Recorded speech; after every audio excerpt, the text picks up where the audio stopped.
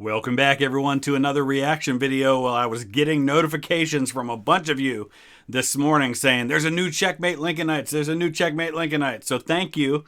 I wouldn't have known about this had you not let me know. So please keep that going. This one looks like it's a long one, so we may end up breaking this up into two parts, I think. It'll probably be today and tomorrow. I just think an hour-long video is too much to do a reaction to in one sitting. Plus, I've got some other projects that I'm excited to be sharing with you very soon here. Anyway, let's go ahead and dive right into this one. As always, the link is in the description below if you want to see it without my commentary over on Atun-Shei Films. I'll also give you links to my reactions to all of his other videos I've done reactions to. I typically agree with almost everything he says. The main disagreement I've had over time was with his assessment of gods and generals, but I imagine that I'll probably find myself agreeing with most of this, but I'll try to fill in some more information. And if there's something I don't agree with, I'll be sure to say so. As always, let me know your thoughts in the comment section below, and please hit that like button if you want to see more like this. Let's dive in. So, Billy Yank, my very good friend, wasn't it kinda about states' rights? Yeah, Johnny Reb. States' rights.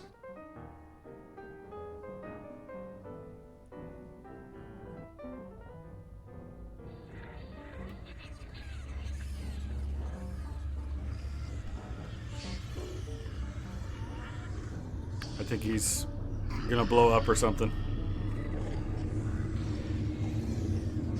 I mean, on the surface, you could say, yeah, it was kinda about states' rights. It was about them wanting the right to keep slavery and not have it interfered with and spread that slavery to new states.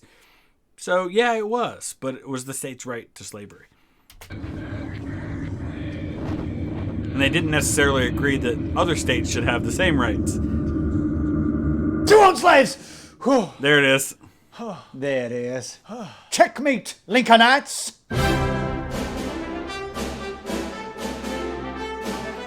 Welcome back to the show. I missed you all so very much. Now, watch and be amazed, for tonight I will prove beyond a reasonable doubt that the war between the states had nothing to do with slavery. It was about... I gotta be honest. I have no earthly idea how anybody who spends more than 5 minutes studying the American Civil War, which obviously this person did not, could possibly say it had nothing to do with slavery. You can maybe try, and I say try, to make an argument that it was also about other things. But to say it had nothing to do with slavery means to ignore absolutely everything that the Confederate leadership was saying about the war. States' rights versus tyrannical overreach. Tyrannical. Not really, Tyrannical. man. Hold your horses now. John C. Calhoun himself said that if there be no protective power for the states, they must be forced to rebel. What about the Tariff of Abominations in 1828?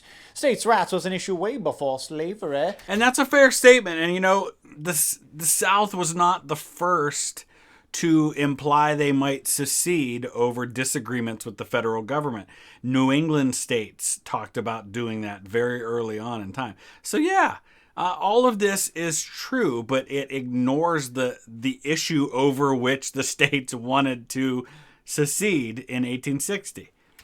What about the Whiskey Rebellion and Shays Rebellion? And there were many other times when issue of states' rights or limitation on federal power in general popped up as stated. Also, I must ask, are you an anarcho-syndicalist? I don't know what that is, so... no.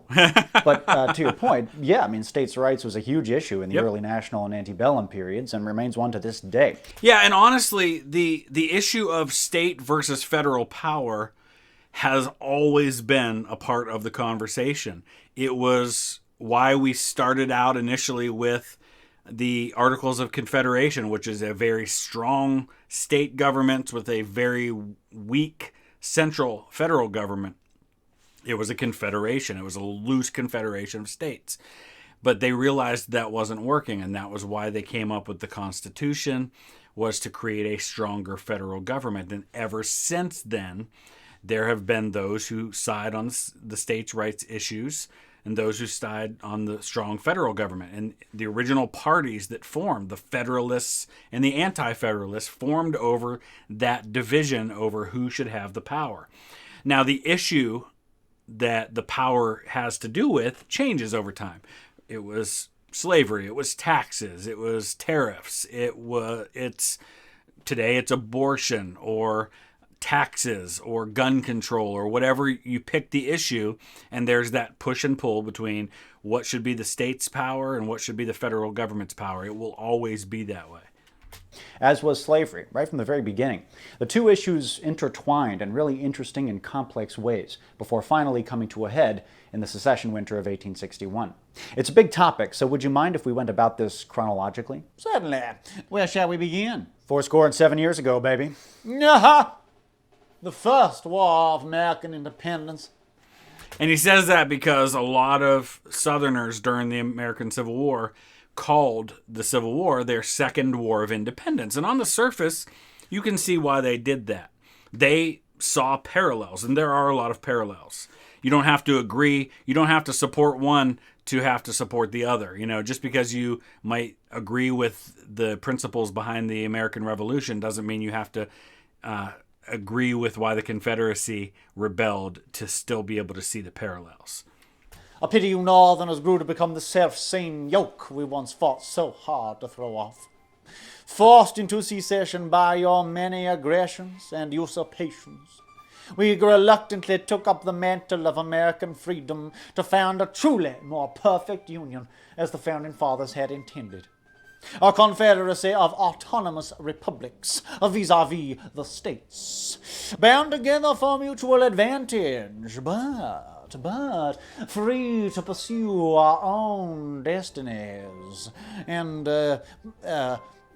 stuff. Well, we tried that at first with the Articles of Confederation, but that worked about as well as a screen door and a submarine. It did. Well, you would think that, wouldn't you?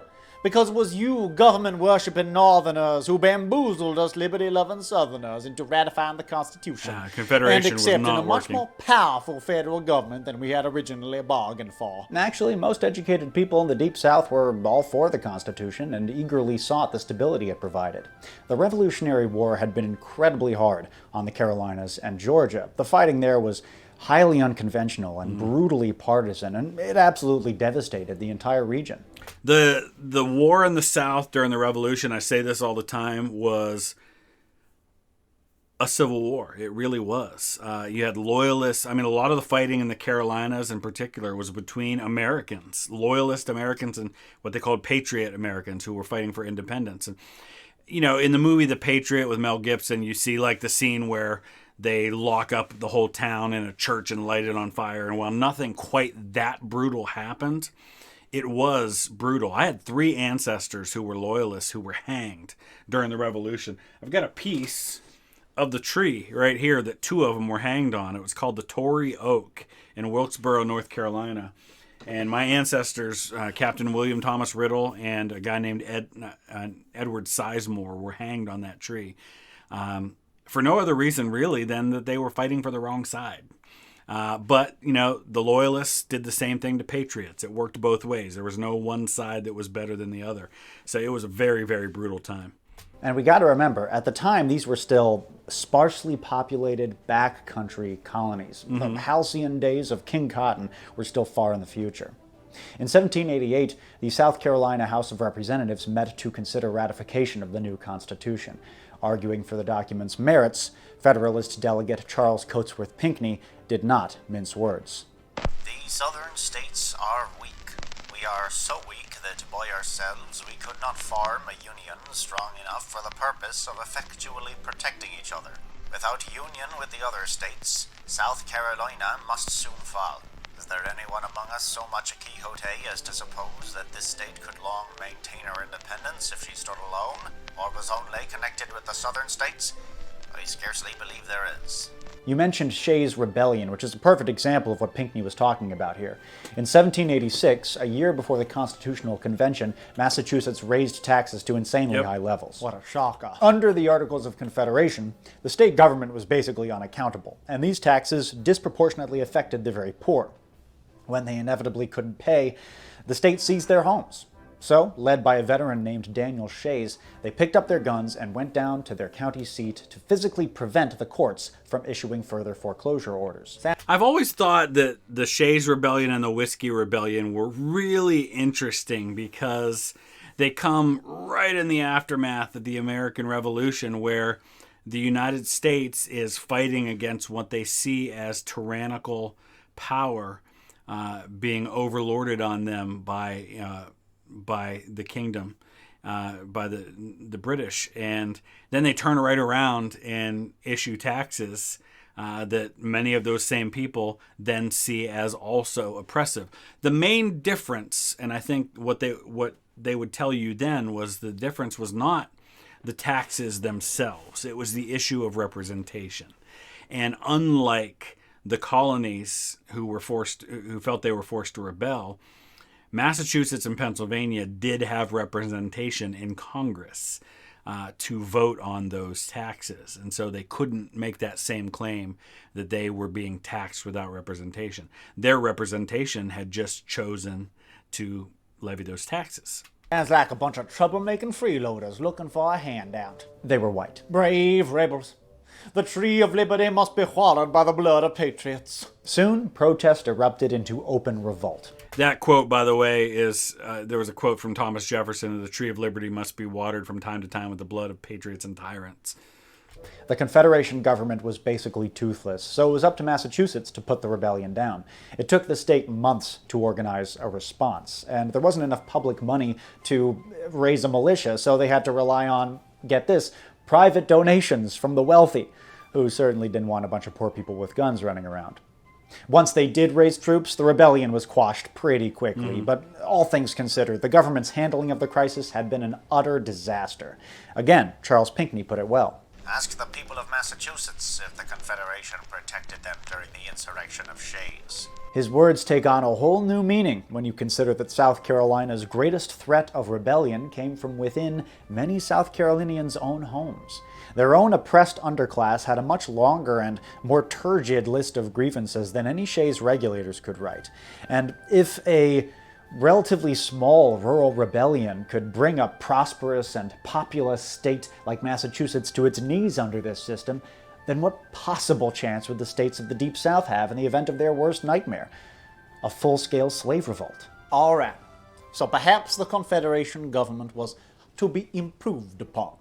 But you can't. And that's actually, I do take a little bit of an exception with him implying, and maybe I'm just misunderstanding what he's saying, implying that everyone supported the idea of a constitution. There were plenty of people who didn't, who thought the Articles of Confederation were just fine.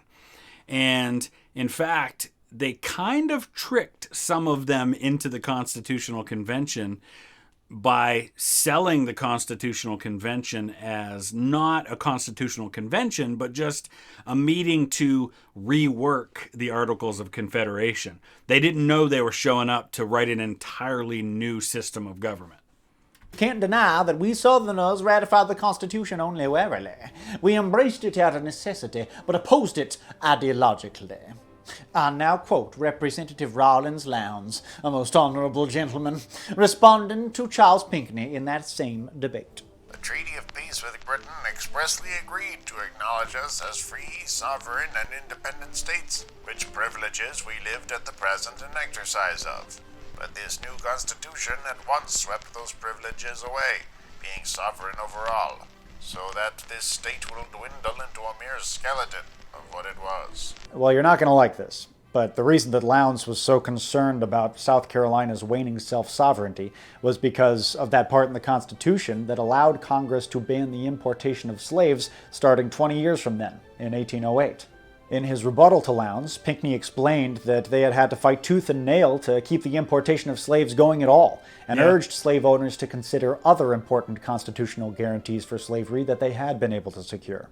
So, yeah, I mean, from the very beginning of our nation, so much of the politics was about slavery, that issue. It was a north-south divide. It was a central government, strong or weak, divide. It was a pro-slavery, anti-slavery divide. It was all of those things.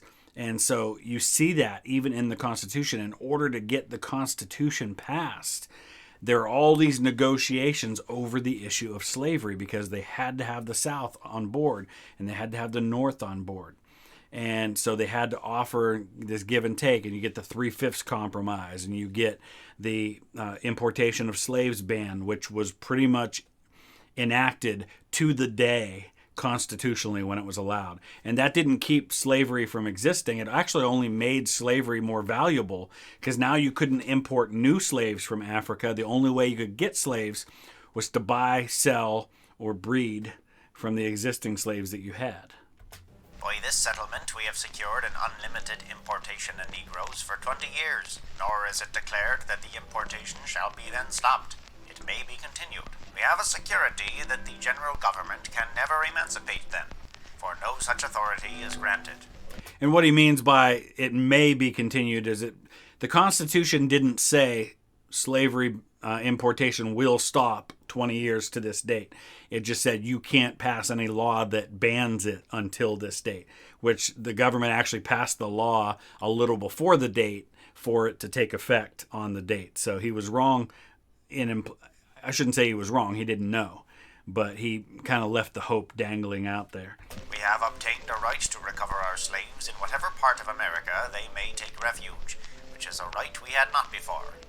In short, considering all circumstances, we have made the best terms for the security of this species of property it was in our power to make. So this debate was two guys disagreeing about how best to support the plantation economy. Yep. Antebellum history would prove Pinckney right. Yes, Southerners had to make some concessions, but overall, the new federal compact proved to be an enormous boon for American slavery. The slave states gained much more than stability. They also negotiated some very favorable deals for themselves that greatly enlarged their political influence within the new Union, such as the 3/5 Compromise. Yep. Over the next 70 years, the Constitution would aid Southern interests much more than it would ever hinder them. Think about how much of a bone that was they threw to the South.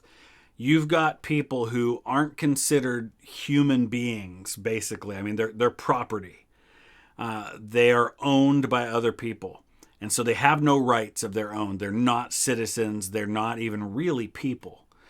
But we're still going to count 60% of them for the purposes of allotting representatives, for the purposes... Basically, as far as the federal government's concerned, 60% of your slaves actually are white people that count in apportionment and all that stuff. But they have no rights of their own. And so it's just this incredible racket that the South has going in their favor, where they get to own these people. They don't have to consider them people at all, but they still get the federal government to act like they have way more people in the South than they do, giving them way more power than they otherwise would have. I don't know about that, but one of the deals made during the Constitutional Convention included a provision which allowed states to leave the Union if they were dissatisfied with statehood.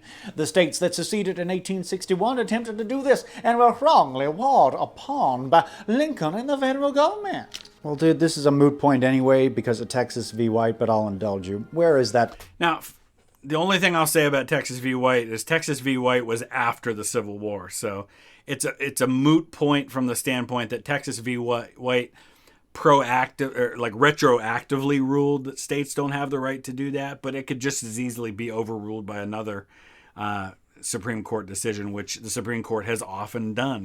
It has many times overruled itself. Brown versus Topeka Board of Education, which ruled that segregation in public schools was illegal, was an overturning of Plessy versus Ferguson, which ruled that separate but equal was okay.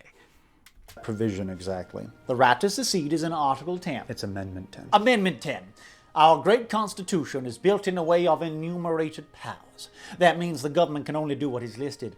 All else is a right granted to the states, including secession. Okay, so the 10th Amendment reads, "The powers not delegated to the United States by the Constitution, nor prohibited by it to the states, are reserved to the states respectively, or to the people." But here's the thing, and I don't know what he's going to say here, but That's talking about powers within the Constitution. We're talking about an issue here of leaving that union, which was that you joined when you ratified the Constitution. That's certainly a very broad curtailing of federal power, but I don't see anything in there about state secession. It's implied. Okay, well, if we're just vague booking our way through constitutional law here, I could just as easily... Which everybody does. I'm not going to get into any specific issues, but a lot of the policies of our federal government today are really quite a stretch in terms of how they're reading the Constitution. I'll just leave it right there. Easily point to Article 6, Section 2, which states, "The authority of the United States shall be the supreme law of the land, and the judges in every state shall be bound thereby. Anything in the Constitution or laws of any state to the contrary notwithstanding." In a number of early decisions, the Supreme Court interpreted that clause to mean that when federal and state law clash, federal law is supreme. Yep. That would certainly imply that unilateral secession over something like, an election not going your way would be super illegal. And also the whole idea of nullification, which is what it was kind of a step towards secession, which I'm sure he's going to get into the nullification crisis. Nice myth, if you worship government. According to James Madison, the great architect of our Constitution, there is nothing ambiguous about the powers that are granted to the federal government, as he says in Federalist 45. And might I add that this James Madison fellow, he was a founding father. The powers delegated by the proposed Constitution to the federal government are few and defined. Those which are to remain in the state governments are numerous and indefinite. The former will be exercised principally on external objects, as war, peace, negotiation, and foreign commerce, with which last the power of taxation will for the most part be connected. The powers reserved to the several states will extend to all of the objects which, in the ordinary course of affairs, concern the lives, liberties, and properties of the people, and the internal order, improvement, and prosperity of the state. So a little background here. The Federalist, or the Federalist Papers, as we sometimes call them, were written primarily by Alexander Hamilton, with quite a few written by Madison, John Jay. Hamilton wrote them, I think, a little over 50 of them. And there were these stories of Hamilton was writing so much for these that he would be like, the guy would be standing at the door waiting to take it to the publisher, and Hamilton would be quickly finishing up what he was writing, and then he would hand it to him and then immediately start on the next one. And these papers were written as a way of influencing public opinion in favor of the Constitution, because it was no sure thing the Constitution was going to be ratified. There were several states that were kind of on the fence about it, and they were going to need their support, and so they published these Federalist Papers as a way of influencing things. So it was written with the idea of swaying people who were on the fence. Madison and Hamilton, after the Constitution's ratified, will end up coming down on different sides of that Federalist argument. With Hamilton much more in favor of a strong federal government. Hamilton probably more than anybody responsible for the strengthening of the federal government in those early days through things like his debt assumption plan. True enough, but you forget that Madison also wrote in plain English that once admitted, states do not have the right to withdraw from the Union. The Constitution requires an adoption in toto and forever. It has been so adopted by the other states. An adoption for a limited time would be as defective as an adoption of some of the articles only. This idea of states reserving the right to withdraw was started at Richmond and considered as a conditional ratification, which was itself considered as worse than a rejection. His whole theory of the compound republic proved to be pretty crucial to Southern political thought. Thanks in part to Eli Whitney, over the coming decades, the cotton industry exploded, and the slave states of the Deep South multiplied and prospered. Plantation agriculture expanded to the Gulf Coast and beyond. Per Federalist 45, slave owners could wield the fearsome apparatus of central government in pursuing external objects, namely expanding the nation's southwestern borders and making those states and territories hospitable to slavery. It's important to note that the spread of slavery was vital to the industry of slavery itself. It was always viewed, I shouldn't say always viewed, it was viewed by many of the people in the South that the moment you can no longer keep spreading slavery to new territories and states is the moment it begins its decline and eventual extermination. And that was really the main political issue over time in the first 80 years of our country's history. It was never really a debate about whether or not to abolish slavery. It was a constant debate on whether or not to allow its expansion. Because they understood that balance of power in the Senate, 2 senators from each state, and so there's constant debate on keeping the same number of slave state senators versus free state senators with that balance. And the moment you stop allowing the spread of slavery to new territories, you start limiting the ability for the slave states to keep up in terms of their balance of power. Internal objects, the sovereignty of the states was supreme. Within their little state fiefdoms, slaveholder elites could rule however they saw fit, which allowed them to unaccountably and brutally police their black underclass. The arrangement worked out very well for them. Their only fear was that one day an anti-slavery federal government would try to meddle with the institution, and more broadly, the racial order that American slavery had established. You forget there was also Southern opposition to an ever more authoritarian federal government that had nothing to do with slavery. When your unlamented progenitor, the fat, toothless, obnoxious, and disliked President John Adams, signed the Alien and Sedition Acts into law, it was the great southern states of Kentucky and Virginia who stood against this early form of Yankee tyranny. That's right. Inspired primarily by Thomas Jefferson, the Upper South had a states' rights doctrine that was initially much more libertarian and was only incidentally concerned with the rights of slaveholders. Exactly. And that is the one place, that Upper South, I'm getting way ahead because we're not near the part about the Civil War, is the one place you can make any argument at all that it wasn't merely about slavery, the idea of secession. Because there was a difference between the slave states of the northern part of the South and what they call the cotton states, or the deep South. Mississippi, Alabama, Georgia, South Carolina, for example. Arkansas, Tennessee, North Carolina, Virginia, that are more in the north, which still very much have slavery. They were not as heavily dependent on slave labor as the deep South with the cotton states. And they were a little more hesitant to secede. They kind of took a wait and see approach. And it was only after Fort Sumter that they kind of got off the fence.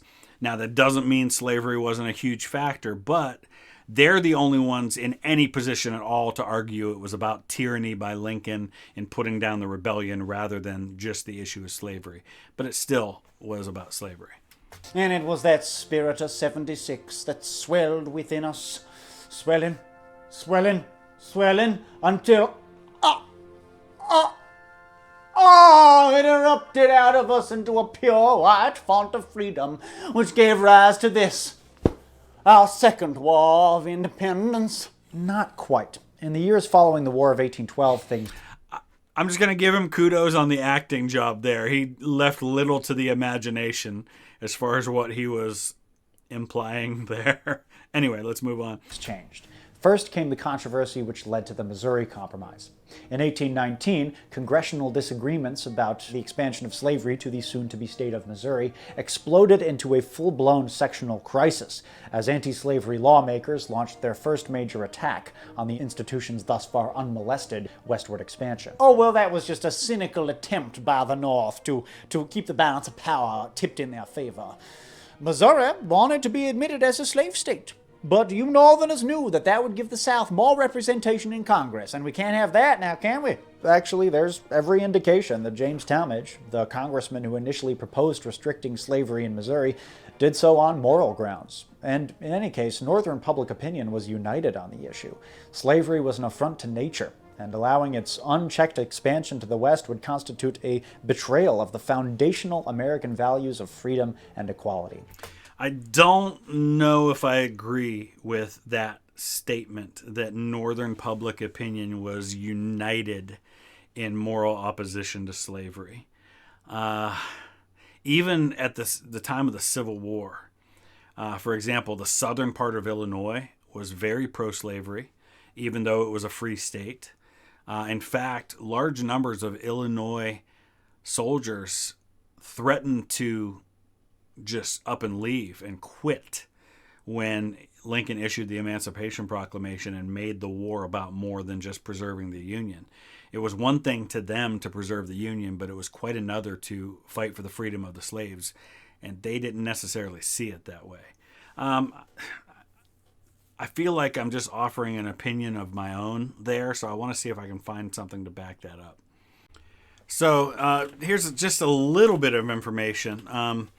Here's the vote on restricting slavery in Missouri. You did have 10 northern congressmen who voted nay, and a further 9 who abstained on the vote. So about a fifth of them voted against restricting slavery. Now in the Senate, you had 2 pro-slavery senators from Illinois who both voted against restricting slavery in Missouri.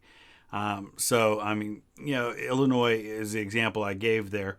But again, voting to restrict slavery in Missouri does not necessarily mean somebody was anti-slavery. They may have just been opposed to spreading slavery on a number of grounds. And Lincoln's a perfect example of this, though he's just a child at this point.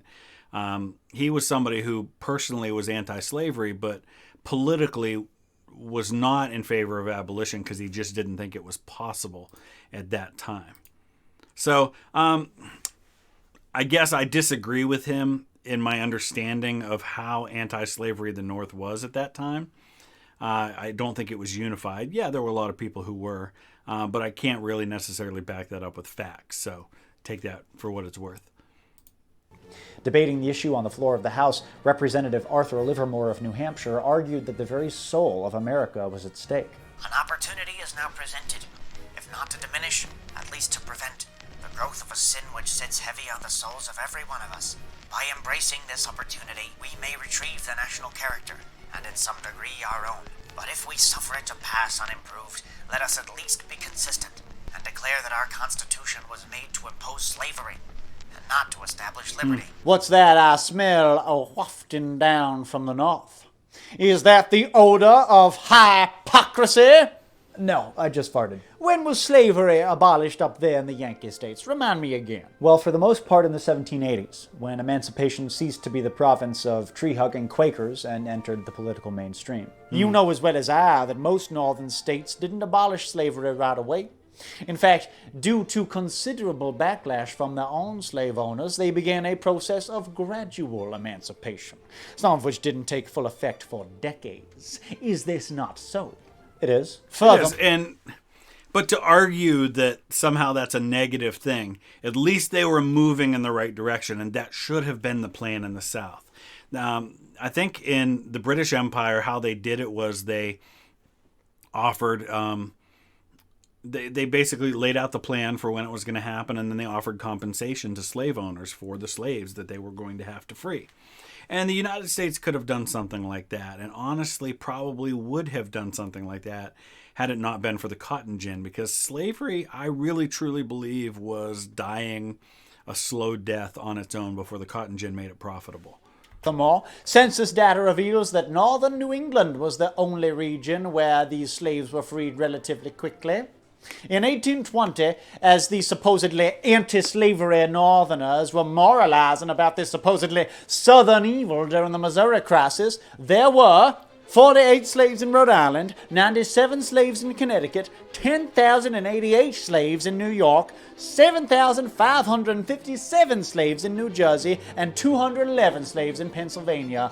So much for your free states.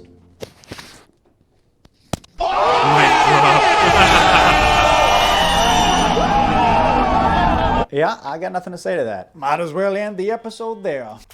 I hate whataboutism arguments, though. When you're trying to make an argument that you're not doing something, the way to win that argument is not to say, well, they do it too. It doesn't change the fact. I mean, if this whole argument is about states' rights and about slavery not being the issue, pointing out the fact that there were slaves in northern states in the 1820s does not make your argument. Now, I understand he's trying to build straw men because that's what other people do, but It's a pretty weak argument. And there were a lot of caveats with those slaves, like they could only be in those states for a certain amount of time before they had to send them back. George Washington could only keep his slaves in Philadelphia for a certain amount of time before he had to send them back to Virginia to keep them from becoming free. I think there was some rule about that. Well, hang on just a goddamn minute. I haven't finished my larger point.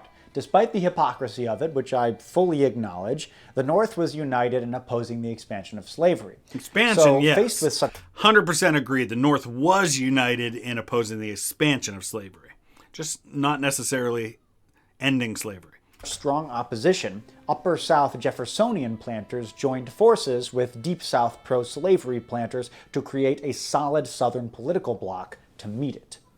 For the first time in American history, the country was divided, not just along political, but sectional lines, with slavery the cornerstone of conflict. One must look at more than just the surface issue. What does slavery represent? I say it represents 1. Economic continuity, a refusal to upend and crash the Southern economy. 2. Social continuity, a desire to preserve the social status quo and avoid social upheaval. And 3. Political continuity, clinging to the existing political order of individual and states' rights. So the argument being made by this person, Archie Bear, is they should have left slavery in place because to threaten slavery meant upheaval and discontent. It's a terrible argument.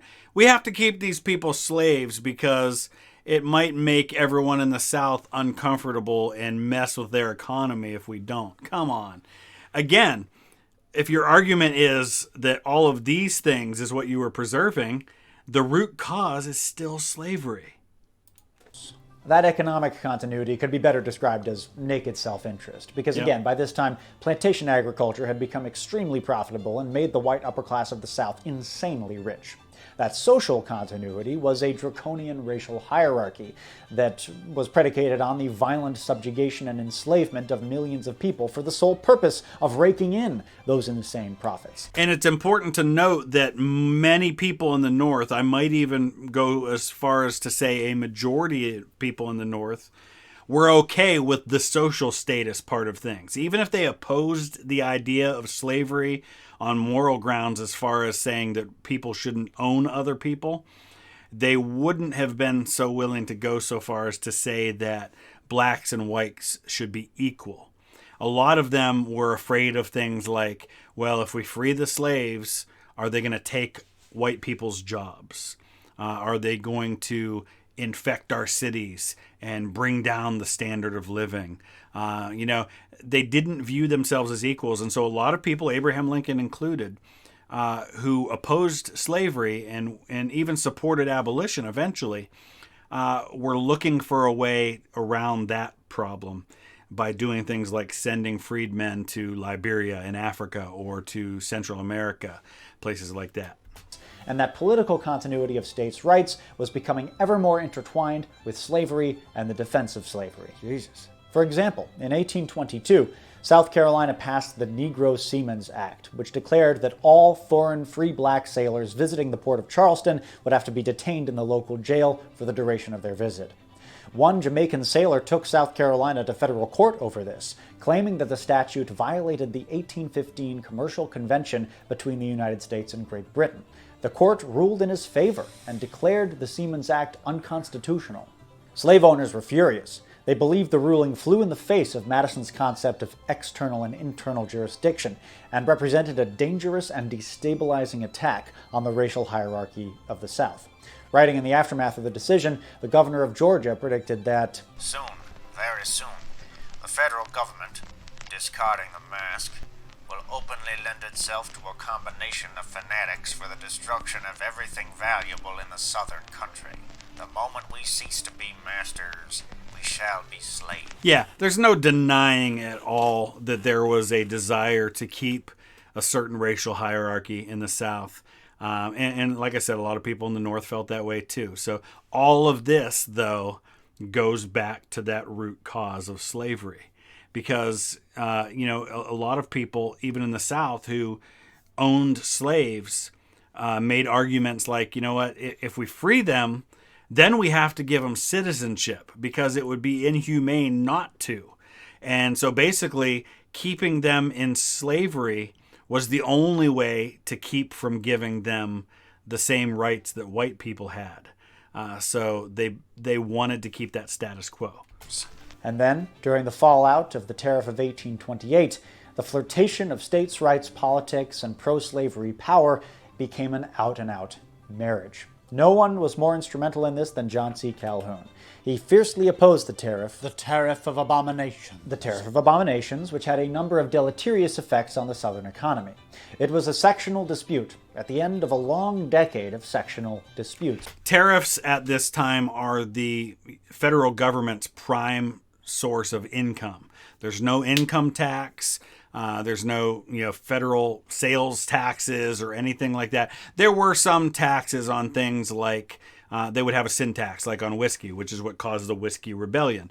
The federal government was always looking for new ways to get income because it didn't have a lot of ways to do that.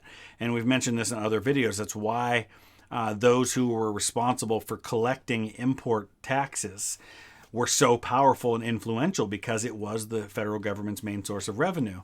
And tariffs, by their nature, depending on what you're taxing, was going to have a positive or negative impact on the North or the South. And so as different tariff laws are passed, you're going to have the same sectional divide as far as support or opposition, depending on whether it hurt the economy of an agrarian society versus a industrial society.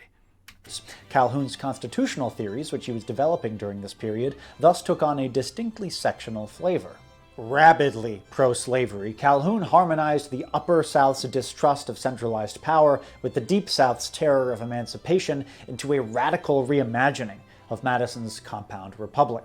In his mind, the idea that the United States was a cohesive national polity was constitutional heresy, and he believed that states basically had unlimited powers to protect themselves from federal interference and the tyranny of the majority. He makes a really good point there about the Deep South basically linking the Upper South to their causes by finding a common enemy in the North. So you have the Deep South concerned about their slaves, the Upper South who still has slaves, but it's not so much of an issue that they're willing to die on that hill, but they have a deep mistrust of what they view as tyrannical government. Virginia's state motto is Sic Semper Tyrannis, thus always to tyrants. And so if you get both of them to view the North the same way, that they're tyrannically issuing laws from on high and determining what the states can and cannot do, then you can link their destinies together, even if their motivation for opposing the federal government is different. And that's true all the way up to the American Civil War.